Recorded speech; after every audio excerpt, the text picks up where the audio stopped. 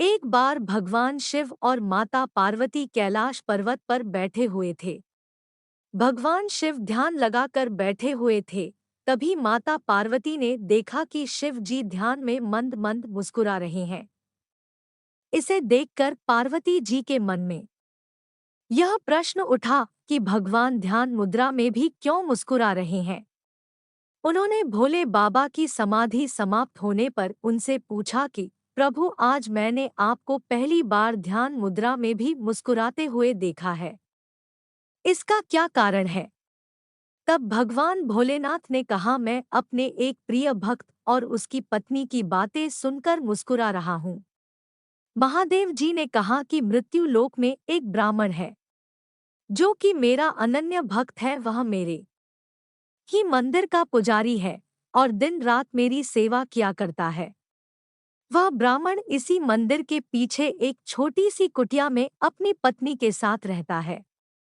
उसकी पत्नी चाहती है कि उसका खुद का घर हो, धन दौलत हो, जिससे वह अपना जीवन आराम से सुखपूर्वक व्यतीत कर सके। किंतु पुजारी केवल मंदिर के चढ़ावे पर ही निर्भर है और मंदिर में आने वाले दान दक्षिणा से ही बहुत मुश्किल से उसके घर का खर्च चलता है। ऐसे में घर और अन्य सुख सुविधा कहाँ से होगी? वह ब्राह्मण प्रतिदिन अपनी पत्नी की इच्छा पूरी करने के लिए प्रार्थना करता है।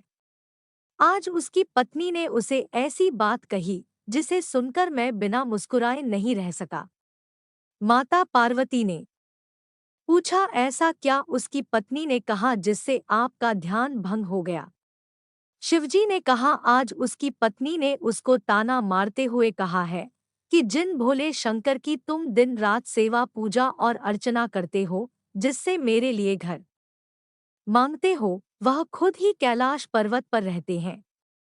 उनके पास रहने के लिए खुद का घर नहीं है, वह तुम्हें घर कहाँ से देंगे? बस उसकी यही बात सुनकर मैं मुस्कुरा रहा था।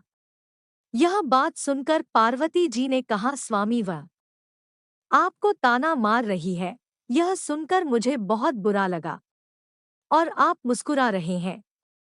आप उसे एक घर और सारी सुख सुविधा दे दीजिए जिससे वह आपको ताना ना मार सके और वो आपकी निंदा न कर सके।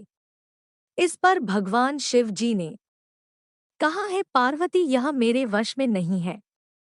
ये सभी प्राणी तो मृत्युलोक में रहते हैं, अपने पिछले जन्म के और साथ ही इस जन्म के कर्मों का फल भोग रहे हैं।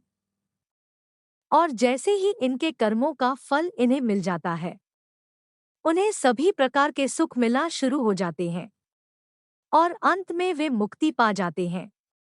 इसीलिए इसे मृत्युलोक कहा गया है। मनुष्य बार बार जन्म लेकर अपने कर्मों का हिसाब चुकाता है। यह कर्म भूमि है, बिना कर्म के गति नहीं है। आगे शिवजी ने कहा, यह ब्राह्मण पिछले जन्म में एक साहूकार था जो कि लोगों की जमीन, उनके जेवर, पशु आदि गिरवी रखकर उन्हें पैसे देता था और उनकी जमीन हड़प लेता था। और जो दूसरों के जेवर और ब्याज में पैसा मिलता था, उसका उपयोग यह उसकी पत्नी भी किया करती थी।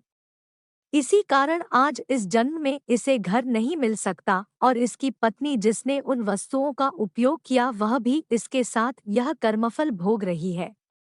इस जन्म में यह मेरी सेवा कर रहा है, जिससे इसके कर्मों के फल में जो कष्ट मिलने थे वे मेरी भक्ति के कारण इसे नहीं मिल रहे हैं। इसका जीवन शांति से कट रहा है, पर जब तक इसके कर्मों का हिसाब पूरा नहीं होता इसे घर और अन्य सुविधाएं नहीं मिल सकती। यही विधि का विधान है। पार्वती जी ने कहा, यह तो ठीक है, पर उसकी पत्नी जो आपकी निंदा कर रही है उसका क्या? तब शिव जी ने कहा, संसार में जैसे जैसे कलयुग का समय निकट आता जाएगा, मनुष्य भगवान की भक्ति करने के स्थान पर उनकी निंदा करने लगेगा। यह सृष्टि के आरंभ में ही लिखा जा चुका है। जो व्यक्ति इस कठिन समय में मेरी सेवा करता रहेगा उसको इस मृत्युलोक से मुक्ति मिल जाए। बोलिए हर हर महादेव। अगर आपको कहानी अच्छी लगी तो मेरे चैनल को सब्सक्राइब करना ना भूले।